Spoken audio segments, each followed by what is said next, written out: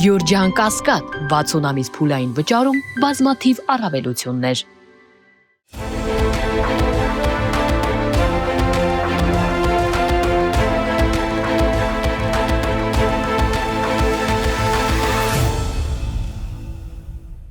Բարև ձեզ, մեդիա հաբի հարգելի հետևորդներ, այսօր մեդիա անալիտիկ հաղորդման իմ հյուրն է Սաղմոսավանքի հոգևոր հովիվ Տեր Փարեն Քահանա Առաքելյանը։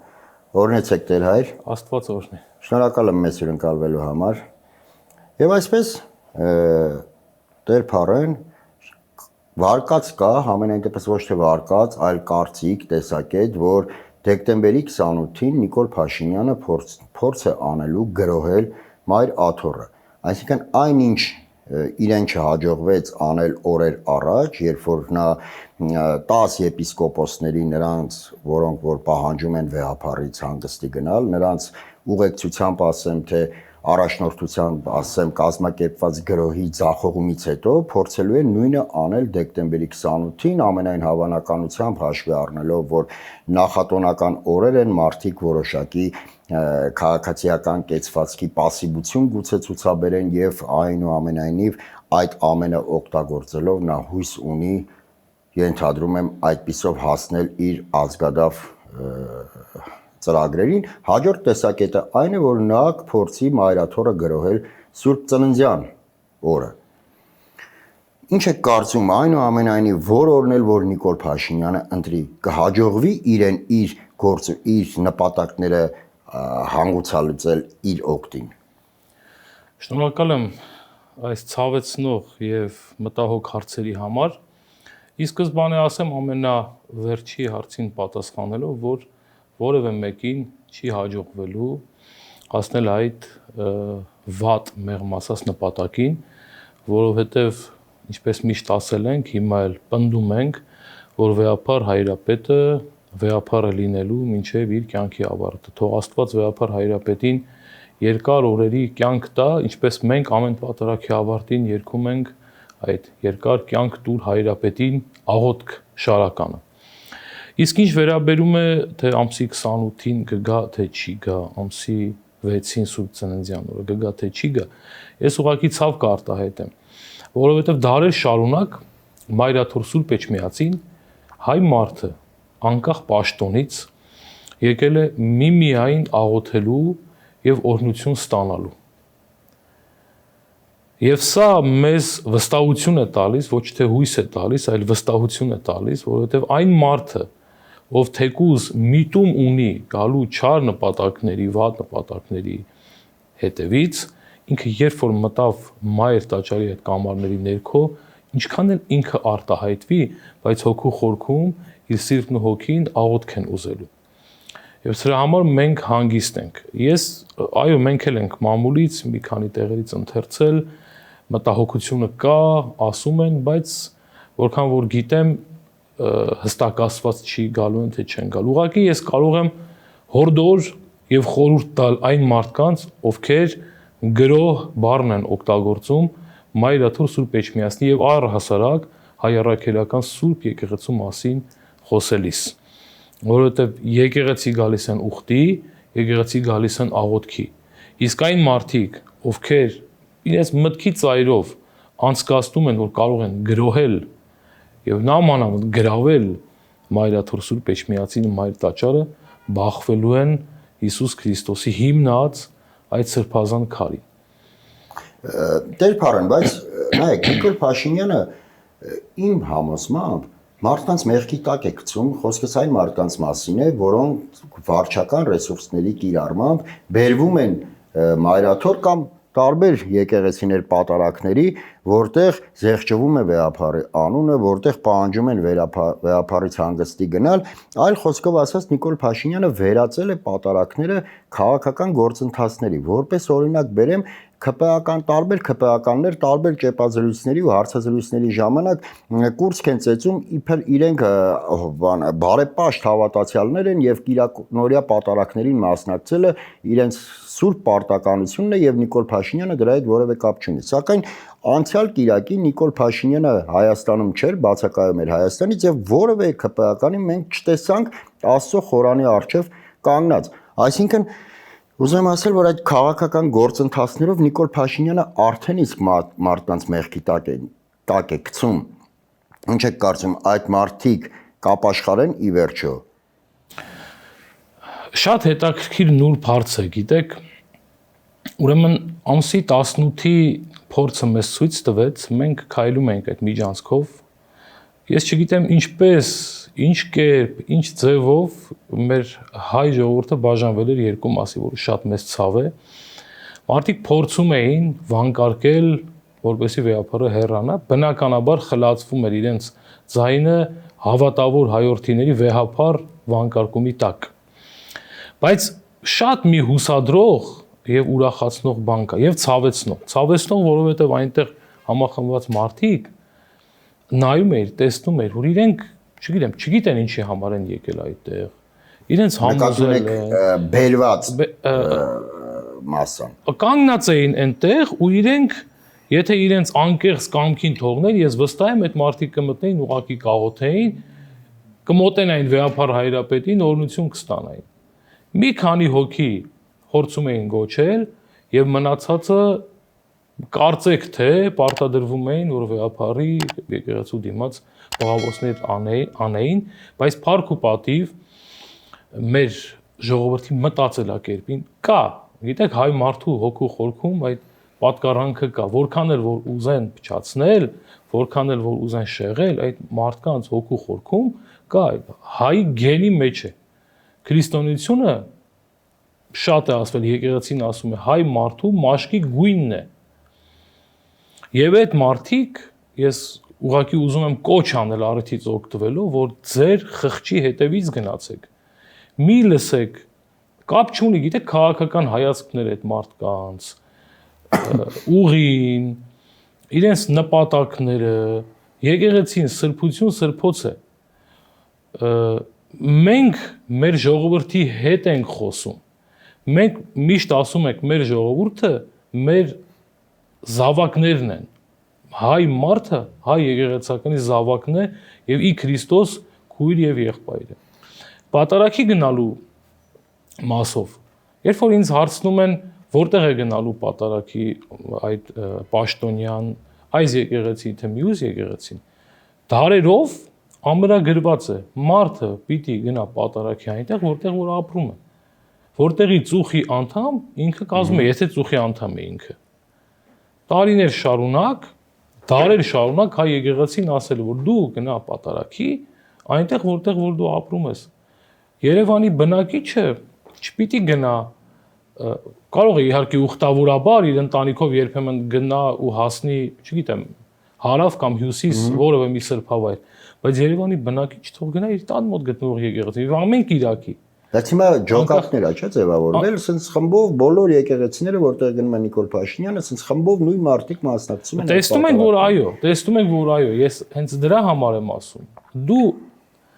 երևանցի ես, գնա քո տան մոտ գտնվող եկեղեցի պատարագի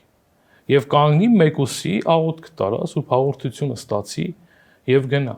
Էլ չասեմ նրա մասին, որ որևէ մեկը իրավունք չունի խմբագրել պատարագը։ Բազմիցս ասել ենք։ Արդեն խմբագրված, արդեն սրբագրված պատարագամատույցը եւ խորհրդատետերը որևէ մեկը իրավունք չունի մի անձնյա փորձել խմբագրել սուրբ պատարագը։ Մենք հորդորում ենք, ասում ենք, պատարագի եք գնում, սիրով գնացեք։ Մենք ենք պատարագում, եկեք, համեցեք։ Բայց պայմաններ, նախապայմաններ կամ ինչ որ ասել, որ այս հոգևորականը պիտի պատարագի, մյուսը պիտի պատարագի։ Ես էլի ասել եմ, պատարագը իմը չի։ Հիսուս Քրիստոսն է պատարագում, ես ուղղակի պաշտոնյա եմ այդտեղ եւ էական չի ով է պատարագում։ Պետք է ձերբազատվենք այս խոտոր ճանապարհից։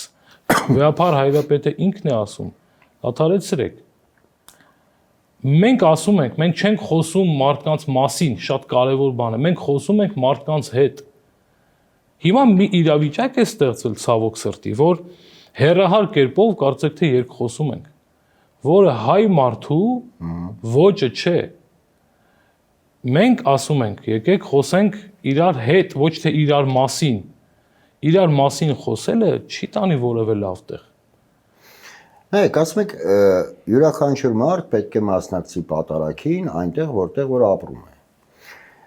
Այ սաղմոսավանք գալիս են արդյոք ՔՊԱ-կաններ, որոնք ապրում են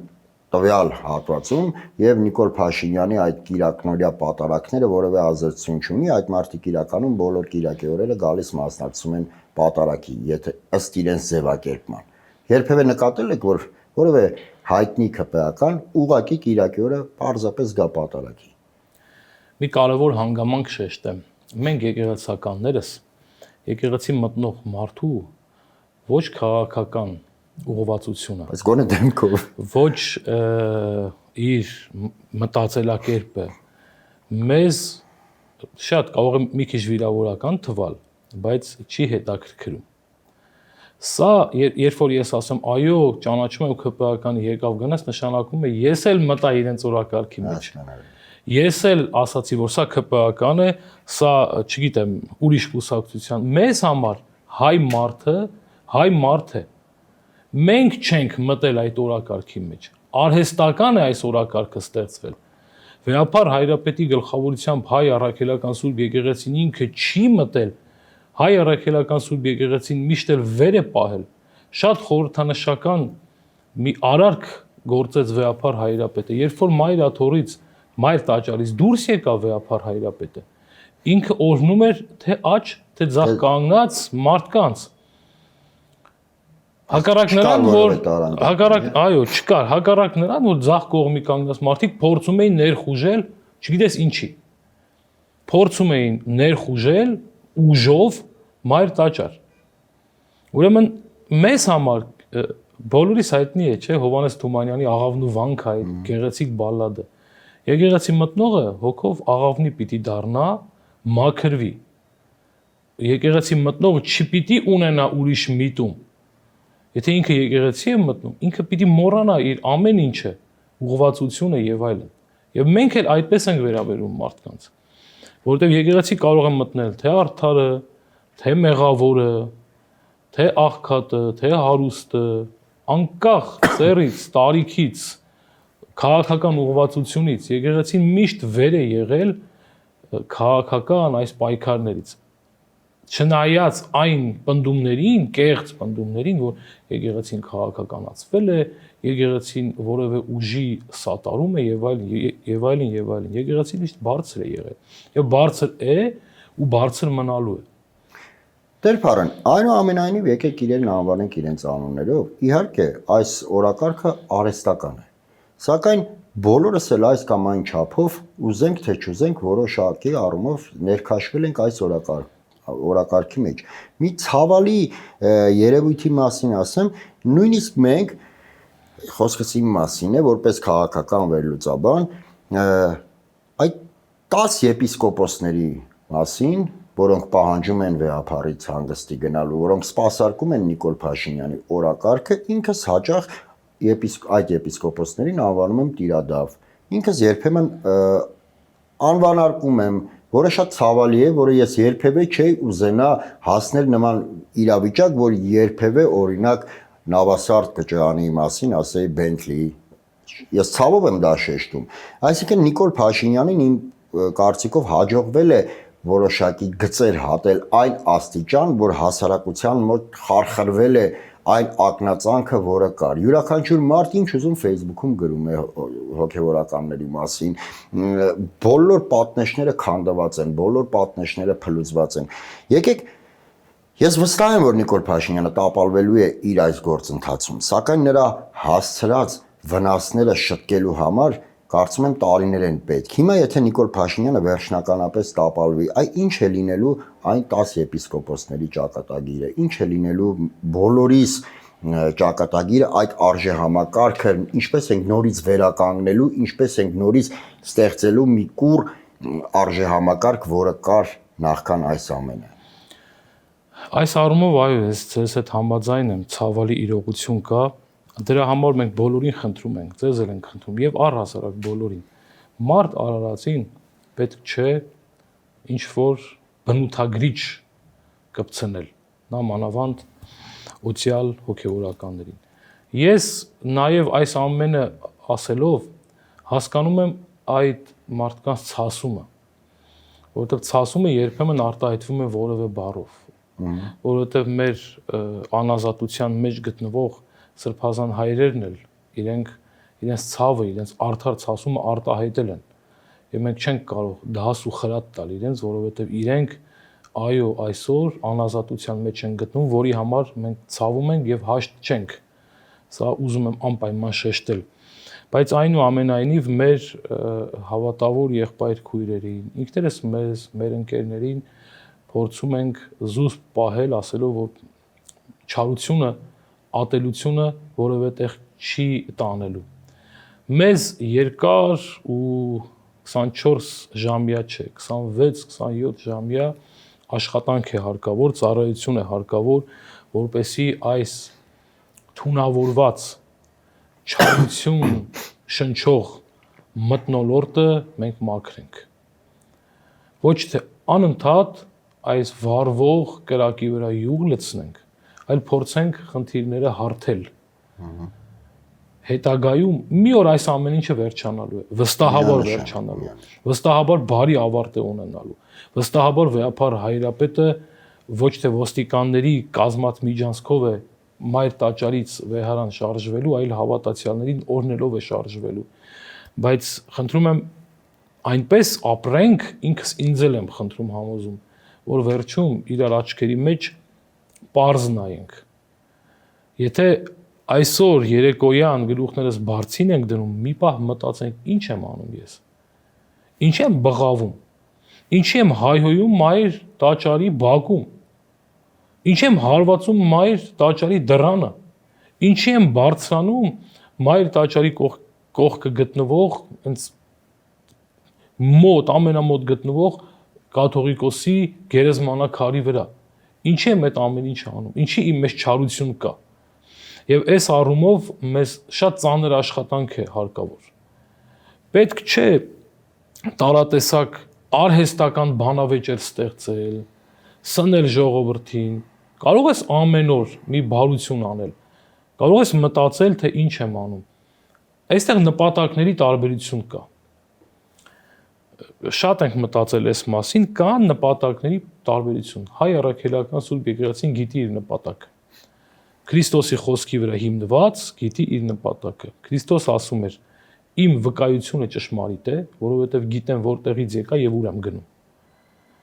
Եկեղեցին Քրիստոսի մարմինն է, իր վկայությունը ճշմարիտ է, որովհետև գիտի որտեղից է գալիս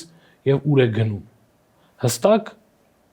գիտի Քրիստոսից ծնվել ենք եւ գնում ենք դեպի հավիտենական կյանք։ Իսկ դիմացի ուժերը,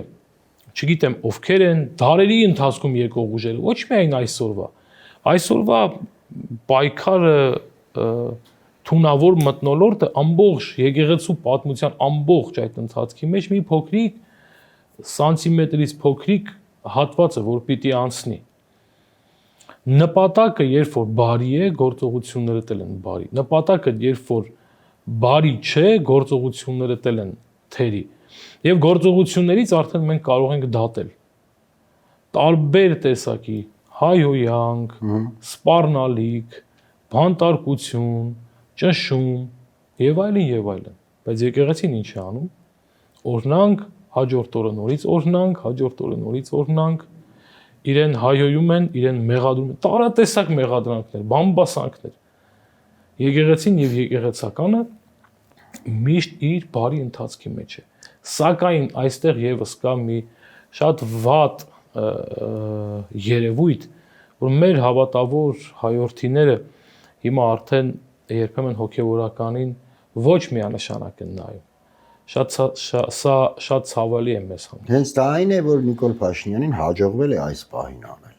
Դա նկատի ունեմ, այսինքն այդ կարմիր գծերը հատել է, փլուզել է հիմքերը, համենայն դեպս եթե ոչ ամբողջովին, բայց մեծ վնաս հասցրել է։ Տեր Փարեննեք, հաճախ Նիկոլ Փաշինյանին անվանում են տգետ։ Օրինակ, երբ որ նա այս վերջերս հայտարարեց, որ հայ առաքելական եկեղեցին հիմնադրվել է պետության կողմից, այնինչ Տրթատը ընդհանրապես թույլատրել է, այսինքն ոչ թե թույլատրել, այլ քրիստոնեությունը հռչակել է որպես պետական կրոն, սակայն նա չէ եկեղեցու հիմնադիրը, եկեղեցին հիմնադրել են Թադեոս եւ Բարդուղիմեոս առաքյալները եւ հենց այդ պատճառով էլ կոչվում է հայ առաքելական եկեղեցի։ Ես չեմ կարծում, որ դա Նիկոլա անում է տգիտության արդյունքում։ Հակառակը իմ խորին համոզմամբ նա այդ ամենը ասում է շատ մտածված եւ կարծում եմ նպատակը հետեւյալն է, որպեսզի եկեղեցուն զրկի հոգեվորից, զրկի բացառիկությունից եւ վերածի պարզապես մի աշխարհիկ կառույցի։ Եվ մարդու համար որևէ տարբերություն չլինի, նա մտնում է դիցուկ որևէ նախարարություն, թե որևէ եկեղեցի, որովհետեւ նույնիսկ նրա հրապարակած ճանապարհային քարտեզը, որը նա ամեն անգամ իր Facebook-յան լայվերով ասում է, դա է հուշում։ Այսինքն նա առաջարկում է եկեղեցու կանոնագիրքը փոխելուց հետո եկեղեցուն առհասարակ բերել հարկային դաշտ, հոգևորականներին գրանցել որպես չակերտավորացած պետական ծառայողներ եւ այդ բոլոր քայլերը տանում են եկեղեցու բացառիկությունից զրկելուն։ Համաձայն չեք այդ տեսակետը։ Հակառակ դեպքում ինչու պետք է Նիկոլ Փաշինյանը դիտավորյալ շեշտի բաներ, որը ինքն էլ որ գիտի, որ այդպես չէ։ Շատ լավ գիտի, թե ինչու է հայ առաքելական եկեղեցին կոչվում առաքելական։ Շատ լավ գիտի, որ պետությունը չի հիմնադրել եկեղեցին։ Հետևաբար նրա քայլերը պետք է ինչ-որ մի նպատակ ունենան, չէ՞։ Ինքնանպատակ ոչինչ չի արվում։ Գիտեք վատը որն է։ Ուրեմն վատը թերին այն է, որ այսօր համացանցում, օրինակ Facebook-ում մի կարծիք է դրվում, առանց քննելու մեր հասարակության մի ստվար զանգված գնում է այդ կարծիքի հետևից։ Մանավանդ որ այդ կարծիքը ասում է հայտնի մարդ, հայտնի անուն ազգանունով մարդ, երբ որ կարծիք է հայտնում, մարդիկ կուրորեն գնում են այդ կարծիքի հետևից։ Բայց այս ամեն ինչը գլուծվի այն դեպքում, երբ որ մարդը կանգնի մի պահ, ասի լավ, կարծիք են հայտնում, արդյոք սա ճիշտ է։ Ուրեմն ես գհորդորեմ խորհուրդ կտամ մարդիկ կարդան Ագաթան Գորյուն պատմիչներին, իրենք շատ հաստափոր գրքեր չեն եւ կարող են վերցնել եւ ընտանիքով երեկոյան կարդալ Facebook-յան ստատուսների փոխարեն, երբ որ մենք ընտանիքներով կարդանք այդ հիմքերը, կտեսնենք, որ ճիշտ է ձեր ասածը։ Բնականաբար երկրորդ դասարանի երեխան էլ մեր Կիրակնուրիա դպրոցի սաներն էլ գիտեն, թե ինչու է հայ եկեղեցին կոչվում հայ առաքելական Սուրբ եկեղեցի, որովհետև մեր եկեղեցին չի հիմնադրվել 4-րդ դարի սկզբին։ Մեր եկեղեցին հիմնադրվել է Քրիստոսի աշակերտների կողմից։ Ավել ասենք, մենք մի քանի օր առաջ տոնեցինք Սուրբ Աբգար Թագավորի տոնը, առաջին հայ արքան Աբգար Թագավորն է եղել։ Քրիստոսի երկրային կյանքի ընթացքում նամակ է գրել Քրիստոսին, խնդրելով, որ գա իրեն բուժի։ Եվ սա նորից ամրագրված է պատմագրության մեջ, քրիստոնեական պատմագրության մեջ։ Եվսեբիոս Կեսարացի պատմիչի գրքում է սա ամրագրված։ Եթե մենք ուրեմն կարդանք, ոչ թե հետևենք ստատուսներին, խոսքերին, կտեսնենք լրիվ հակառակ իրողությունը։ Եվ երբ որ մենք մեր աչքերով կարդանք, ընթերցենք, ուսումնասիրենք, այս բոլոր հարցերը գլուծվեն։ Արդեն միտումի մասին չենք խոսի, նպատակի մասին չենք խոսի, մարդուն գրագետ մարդուն դու չես կարող շեղել։ Իսկ ինչ վերաբերում է ճանապարհային քարտեզին, որ անընդհատ վերջին շրջանում ասում են, նախ հոգևորականներս գոհ ենք մեր վիճակից։ Մենք երբևիցե, եթե հարց ենք ունեցել, մեր հարցերը բարձրաձայնվել է, ինչպես միշտ ասում ենք, մեր ընտանիքի ներսում, եկեղեցի ընտանիքի ներսում եւ միշտ էլ այդ հարցերը շտկվել են։ Իսկ այդ ճանապարհային քարտեզի առաջին կետը, երբ որ կարդում ես, մնացածը չփակվում։ Հարցը փակվում է, որտեղ առաջին կետը այն է, որ վեհապար հայրապետը պիտի գնա հանգստի։ Վեհապար հայրապետը մնալու է։ Եթե դու որևէ փաստաթուղթ ես վերցնում կարդալու, առաջին կետը, որ կարդում ես, լրիվ հակառակ, հակադիր կարծիք է եկեղեցու կարծիքին, պիտի փակես մի կողմ դնես ու շարունակես քո ընթացքը։ Ինչ վերաբերում է եկեղեցու կանոնադրությանը, կա եկեղեցու կանոնադրություն եւ կա եկեղեցու կանոնագիրք։ Կանոնագիրք հայոցի մեջ զետեղված են տարբեր կանոնախմբեր, առաքելական ժամանակաշրջանից սկսած կանոնախմբեր կան։ Իսկ եկեղեցու կանոնադրությունը այսօր գործող կանոնադրությունն է, որ վավերացված է Հայաստանի Հանրապետության կողմից, պետության կողմից։ Եթե դու ուզում ես որևէ օրինակ հասարակական կազմակերպություն բացես, կարող ես, չէ, իրավունք ունես։ Հասարակական կազմակերպություն բացելուց առաջ դու պիտի ունենաս կանոնադրություն։ Կանոնադրությունը դու գրում ես, չէ, մոտեցնում ես պետրեգիստր, պատման մարմին, գրացման։ Եթե այնտեղ լինի թերություն, չեն գրանցի։ Գրանցեն, բնականաբար չեն գրանցի։ Հայ առաքելական եկեղեցին, բացի այն, որ գլխավորապես աստվածահիմն կառույց է, հայ առաքելական եկեղեցին նաև երկրավոր կառույց է իր բոլոր ֆունկցիաներով։ Հայ առաքելական Սուրբ եկեղեցին ունի կանոնադրություն, որը համապատասխանում է պետության օրենքներին, վավերացված է կնիքով 2011 թվականից։ Ուրեմն հայ առաքելական եկեղեցու կանոնադրության մեջ գրված են բոլոր այն կետերը, որով պիտի առաջնորդվի եկեղեցին։ Եվ եթե պետությունը ընդունում է կանոնադրությունը, ըստ այդ կանոնադրության եկեղեցին իր գործառույթն է անում, ինչի է ստեղծում խնդիրներ։ Որ իր նպատակին հասնելու համար։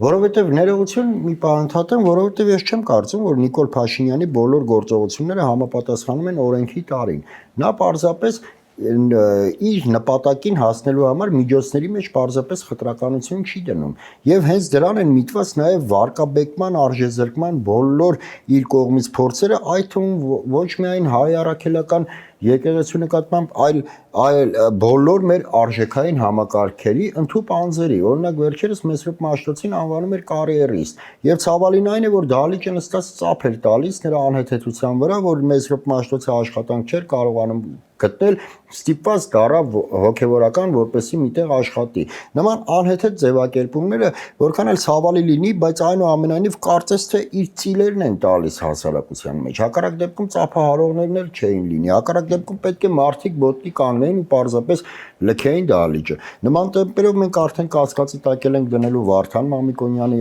արածները եւ Վասակ Սյունուն հրճակելու ենք որպես պետական խոշորագույն գործիչ, իսկ Վարդան Մամիկոնյանին պարզապես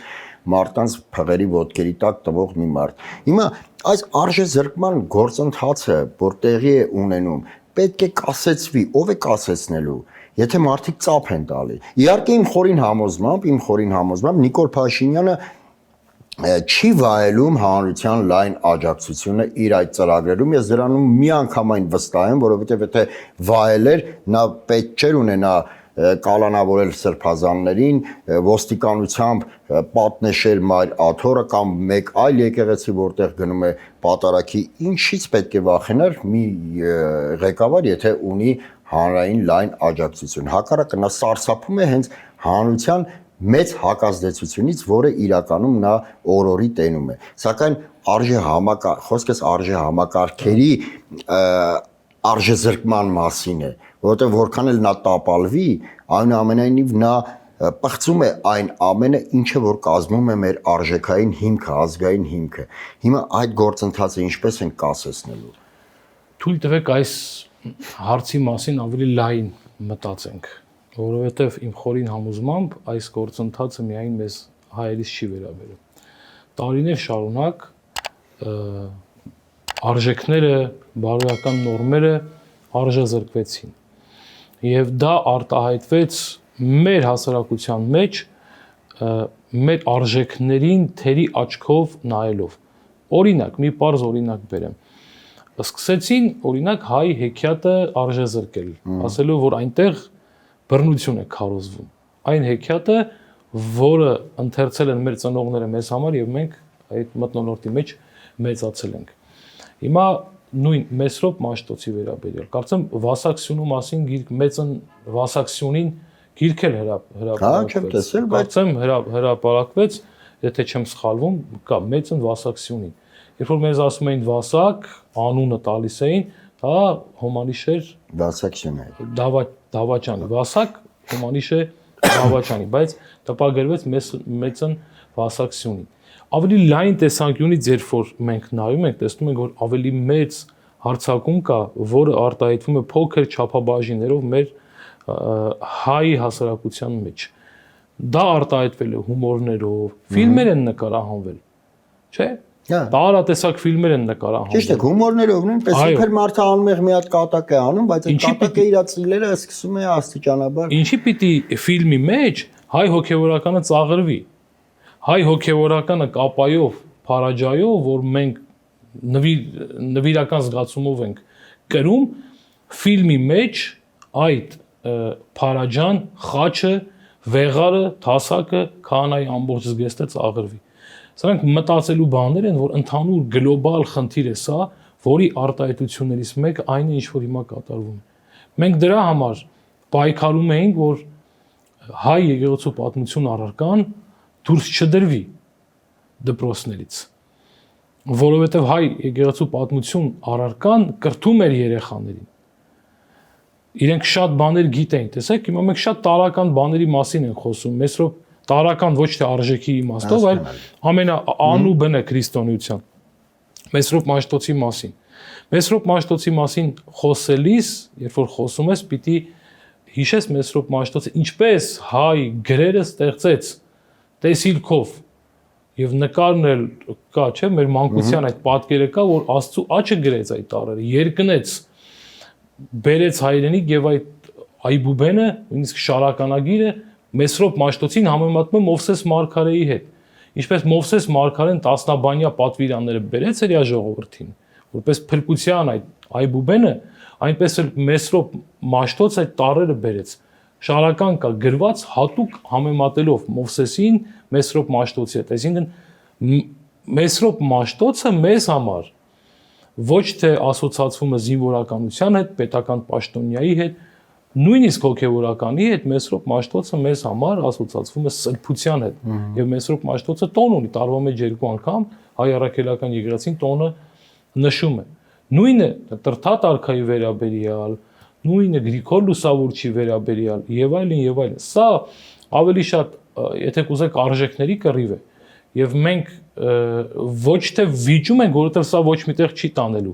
Մենք երբ որ խոսում ենք հոգևորականներից, դիմում ենք մեր ժողովրդին։ Ես քիչ առաջ ասացի, ընթերցեք այդ գրքերը,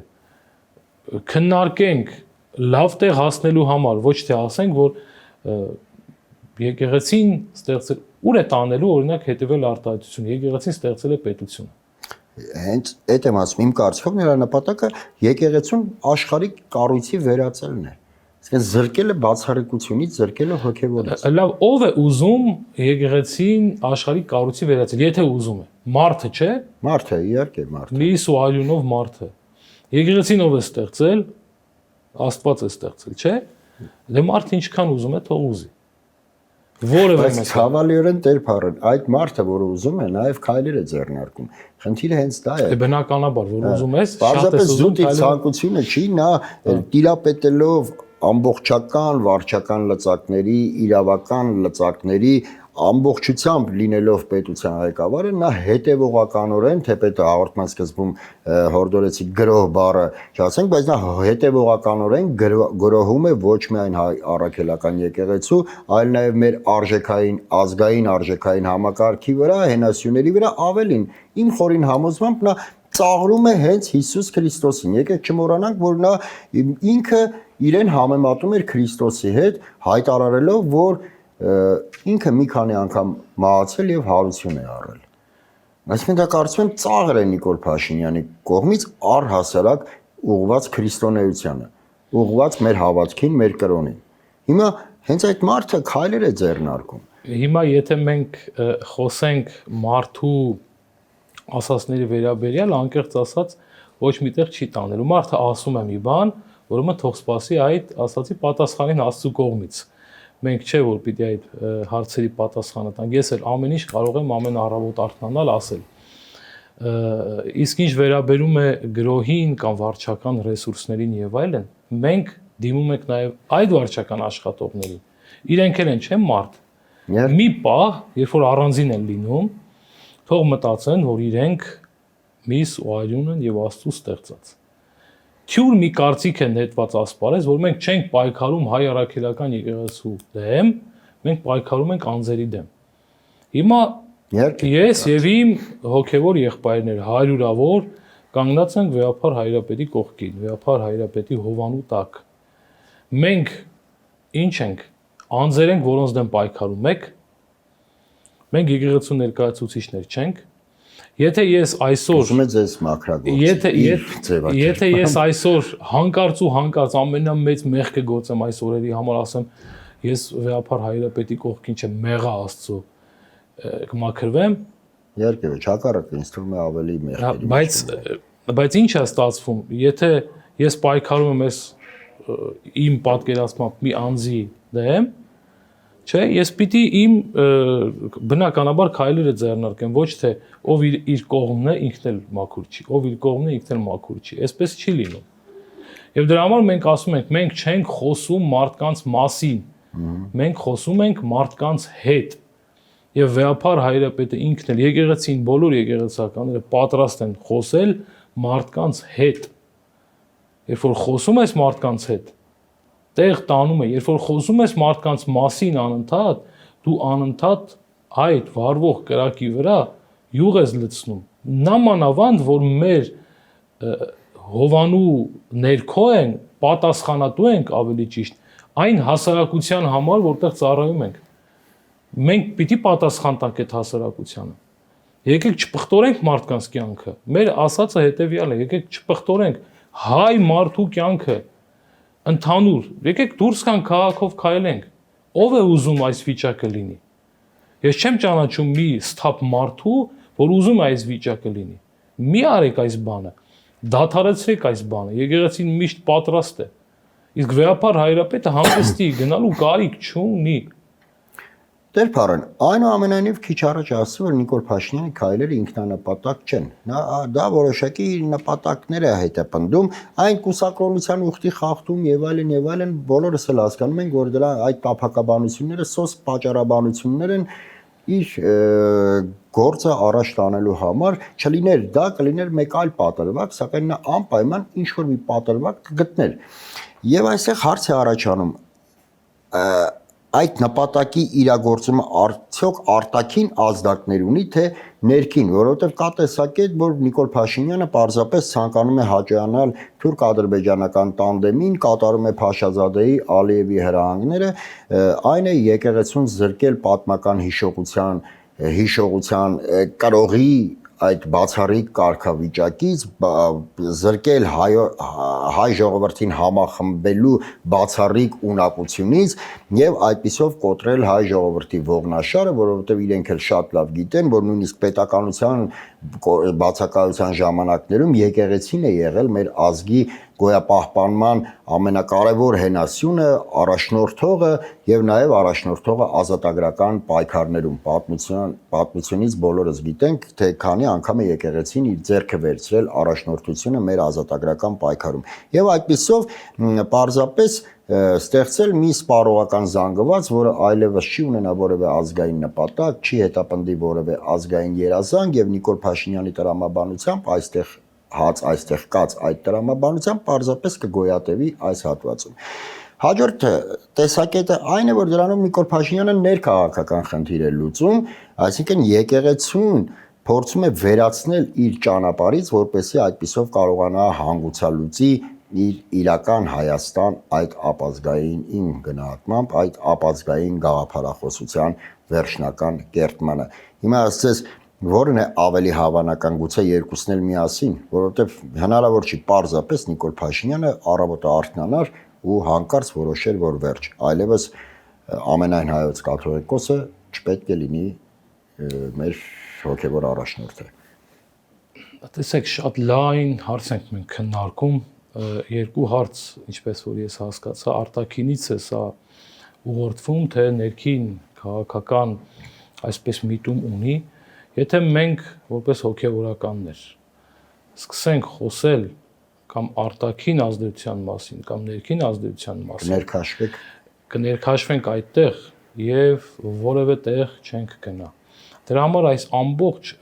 եւ կան քաղաքական գործիչներ, շատ հարգարժան մարդիկ իրենց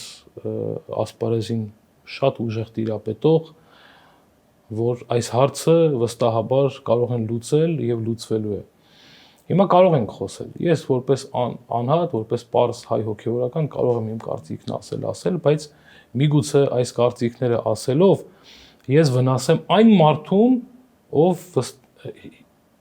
վստահում է հայ եկեղեցուն։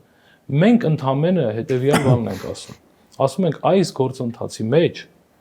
հայ առաքելական Սուրբ եկեղեցին մի ներքաշեք։ Որովհետև հայ առաքելական Սուրբ եկեղեցին միշտ իր պատմության ընթացքում պետականամետ է եղել։ Ինչի համար է հայ առաքելական եկեղեցին իր ուսերին վերցրել պետության ֆունկցիաները, որովհետև պետություն չի եղել։ Երբ որ պետություն եղել է, եկեղեցին զբաղվել է այդ գործերով պետական, պատերազմով, բանակցություններով եւ այլն, չի զբաղվել, չէ՞, որովհետև պետությունը ունեցել է մարմիններ, որոնք զբաղվել են այդ հարցերով։ Երբ որ չի եղել, եկեղեցին զբաղվել է, օրինակ 8-րդ դարում Հովհաննես Օձնեցի կաթողիկոսը, որ բանակցել է արաբների հետ եւ շատ դրական արդյունքներ է բերել։ Դրա մասին պատմության մեջ գրված է, ամրագրված է եւ այլն։ Մենք այս ամբողջ մեծ օվկիանոսի միջից պիտի դուրս բերենք մեր անելիքները։ Մենք կոչ ենք անում համախմբվածության։ Մենք կոչ ենք անում համատեղ հոգևոր ազգային կյանքով ապրելու։ Եթե ես գնամ մարդկանց քաղաքական ուժերի միտումների նպատակների հետևից, ես ոչ միտեղ չեմ հասնելու։ Ես մտնելու եմ այդ օրակարգի մեջ, շփոթի մեջ եմ մտնելու եւ իրականում հասնելու եմ օրերից մի օր միտեղ, որ իմ կարծիքը հակասական է լինելու եւ վնասելու ընդհանուր գործընթացին։ Դրա համար մենք վստահաբար քաղաքական գործիչներ կան, որոնք զբաղվում են այս հարցով։ Մենք ընդհանրապես ասում ենք, եկեղեցին մի մեծ ընտանիք է, սրբություն սրբոց է,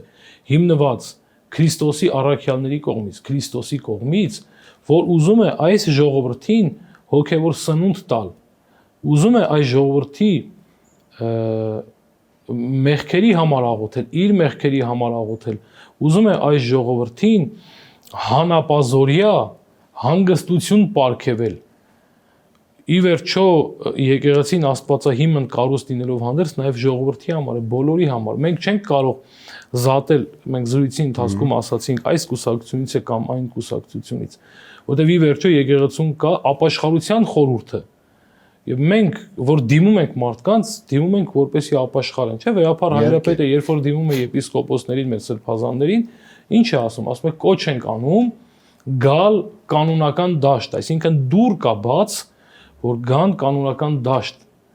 Եկեղեցին այսքան ժամանակ երբեք չի ասել, որ այս պետության հետ ինչ բանակցես, մյուս պետության հետ ինչ բանակցես, չի ասել, այդպիսի բան չկա։ Նայեք, երբեմն ասում են Վեհապարը չի խոսում։ Վերցրեք համացանցում կա Վեհապար Հայրապետի Սուրբ Ծննդյան եւ Սուրբ Հարության տեքստերը, քարոզները։ Այնտեղ կարմիր գծիներ համախմբվածությունն է գնում։ Վերջին դեկտեմբերի 18-ին Վեհապար Հայրապետի կոչը, որ ինքը ասաց, չէ, այս աղմուկը չի կարող մեզ շեղել մեր տիրական ընթացքից, չէ, տիրոջ գծած ընթացքից։ Անընդհատ փորձել չասեմ ներքաշել եւ այլն, այս իրավիճակը եկեղեցին կկորցնի։ Այո, եկեղեցին միշտ էլ որպես հայր պիտի ասի ու ասում է ու ասելու է, որ այս ուղղությունը սխալ է։ Օրինակ, եկեղեցին չի կարող չխոսել Արցախից։ Մենք այսօր ամեն օր շփվում ենք։ Եվ հենց այդ ժամանակ էլ սկսեց այս ամբողջ գործընթացը, որը Նիկոլ Փաշինյանը ծավալում է։ Հիմա տեսա Վեհապարը խոսեց Արցախի հիմնախնդիրներից, արցախցիների իրավունքներից, մեր քույրերից։ Մենք Արցախի մասին գրքերից չենք կարդացել, չէ՞։ Մենք Արցախի մասին գիտենք, ապրել ենք։ Ինքս որպես հայ հոգևորական ամեն օր շփվում եմ արցախցի երեխաների հետ, որոնք ամեն օր ասում են տունս եմ ուզում, իրենց բարբարով։ Վերջը Արցախը մեր հայրենիքն է։ Արցախը մեր հայրենիքն է։ Եկեղեցին կարող է չխոսել Արցախից։ Պիտի խոսի։ Եկեղեցին եղել է թե չի եղել։ Իհարկե եղել։ Եկեղեցին չպիտի խոսի։ Միանշանակ։ Եկեղեցին սրբացրեց 2015 թվականին Եղեռնի զոհերին, չէ, ովքեր որ հավատքի եւ հայրենիքի համար նահատակվել են։ Եկեղեցին գերության մեջ գտնվող հայրենիների մասին պիտի խոսի։ Իհարկե։ Դրանք քաղաքականություն են, իհարկե ոչ։ Բայց Նիկոլ Փաշինյանը համարում է որպես խոչընդոտ հայ-ադրբեջանական հարաբերությունների կարգավորմանը, նույն բանը համարում է նաև Փաշազադեն։ Եթե մենք նայենք, թե ինչ են համարում, մենք պիտի ամփոփվենք, չգիտեմ որտեղ։ Եթե մենք ասենք, որ քաղաքականությամբ է եկեղեցին զբաղվում, ուրեմն 1000 անգամ մեղա Աստծո Հիսուս Քրիստոսն էլ է քաղաքականությամբ զբաղվում։ 1000 անգամ մեղա Աստծո։ Որտեղ Հիսուս Քրիստոս խոսում էր, Հովհաննես Մկրտիչը խոսում էր զինվորականների մասին, փարիսեցիների մասին, խոսում էր, չէ՞, Աստվածաշնչի մեջ կա։ Հետո մի ուրիշ ցավալի բան էլ ասում, վերջին շրջանում Աստվածաշունչը, ինչպես հայտնի է ռուս գրողներից Դոստոևսկին է ասում է Աստվածաշունչը երկսայրի սուր է։ Կարող ես ամեն մեկը Աստվածաշնչից մեջբերումներ է անում իր կարծիքը հիմնավորելու համար։ Սա էլ լավ չէ։ Աստվածաշունչը սրբություն սրբոց է, բայց այնուամենայնիվ նայենք օբյեկտիվ հայացքով։ Եկեղեցին երբեք չի զբաղվել ու չի զբաղվում քաղաքականությամբ։ Եկեղեցին որևէ երկրի շահը չի պաշտպանում։ Պողոս առաքյալը ասում է նորից Աստվածաշնչից, սակայն քավ լիցի ինձ պարծենալ այլ բանով, քան Հիսուս Քրիստոսի խաչով, որով աշխարհը խաչված է ինձ համար, ես էլ աշխարհի համար։ Ուրեմն եկեղեցին պարծենում է միայն Աստծով եւ եկեղեցին իր ծառայությունն է մատուցում, բայց այդ ծառայություն մատուցելու ընթացքում ինքը պիտի ցավեցնող հարցերի մասին իր վերաբերմունք ասի։ Իդեպ հենց այդ է ուզում ասել, Տեր Փարոն, որքան էլ որ ասվում է, որ եկեղեցին չպետք է զբաղվի քաղաքականությամբ, համաձայն եմ, եկեղեցին չպետք է զբաղվի քաղաքականությամբ, բայց այնուամենայնիվ հոգևորականները Հայաստանի Հանրապետության քաղաքացիներ են եւ այն ամենը ինչ որ տեղի է ունենում նաեւ առնչվում է հոգևորականներին եւ ես չեմ կարծում որ արգելվում է որպեսի հոգևորականը իր կարծիքը հայտնի հատկապես այնպիսի գործընթացների վերաբերյալ որը տանում են դեպի պետականակորցման, դեպի ազգակորցման, դեպի հայրենիքի կորստի։ Ես կարծում եմ, որ դա մի քիչ արհեստական շահարկում է, որ չպետք է զբաղվել քաղաքականությամբ։ Մարդը իր կարծիքն է հայտնում, իր մտահոգությունն է հայտնում եւ ինչու ոչ նաեւ իրավունք ունի քայլեր ձեռնարկելու այդ գործընթացը կասեցնելու ուղղությամբ, ինչպես օրինակ Բագրատ Սրբազանը ձևավորեց ու առաջնորդեց սկզբից Տավուշը հանուն հայրենիքի, այնուհետև ավելի մեծ ծավալներ այն ստացավ եւ վերածվեց սրբազան շարժման։ Այսինքն մարդը ցանկանում էր կասեցնել պետականակորցան ու ազգակորցան այս գործընթացները, արդյունքում իհարկե հիմա կալանավայրում է ահաբեկչության մեղադրանքներով, սակայն ես չեմ կարծում, որ հոգևորականը պետք է առհասարակ զրկված լինի իր քաղաքական ու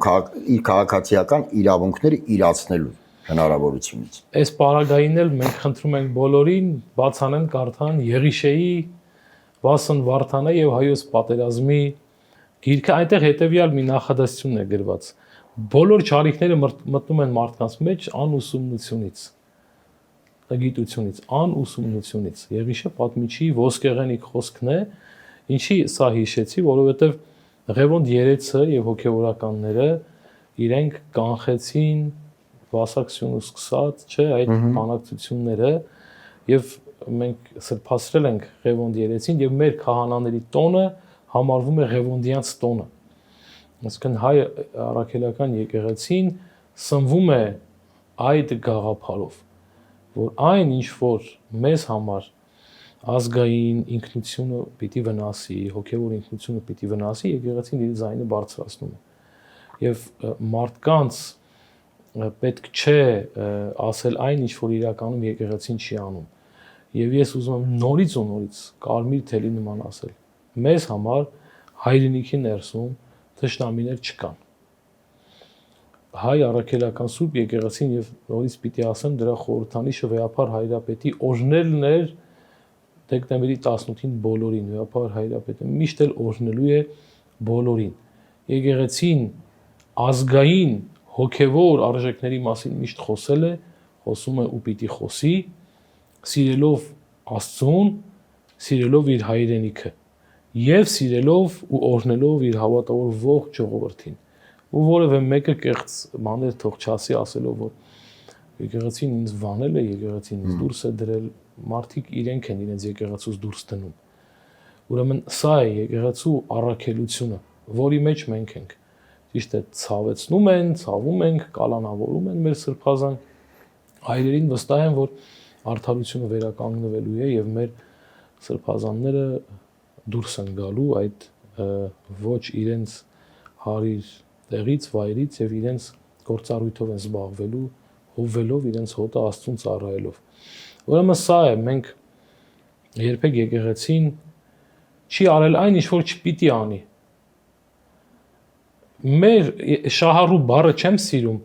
եթե որպես տերմին օգտագործեմ, մեր լսարանը, այսպես, շահառուն ժողովուրդն է, որոնց մենք միշտ ասում ենք. «Սիրելի զավակներ, քույրեր եւ եղբայրներ ի Քրիստոս, մենք չենք պայքարում, կուսակցական պայքարի մեջ չենք մտել, ստացվել է այնպես, որ մենք անընդհատ փորձում ենք պատասխանել այն մեղադրանքներին, որ հնչում են մեր հասցեին։ Մենք ուզեցինք սա լինի, չխոսենք, լռենք, չենք կարող։ Մենք ասում ենք այդպես չէ։ Մեր եկեղեցին ողջ հայ մարդկանց, ողջ հայության եկեղեցին է, անկախ պաշտոնից եւ զբաղեցրած դիրքից»։ Դե ինչ Տեր Փարոն, շնորհակալ եմ նման անչափ հետաքրքիր ու բովանդակալից զրույցի համար։ Մեդիահաբի հարգելի հետևորդներ, հիշեցնեմ, որ զրուցում էի Սաղմոսավանքի հոգևոր հովիվ Տեր Փարոն Քահանա Առաքելյանի հետ։ Այսօր այսքանը, շնորհակալ եմ, կհանդիպենք։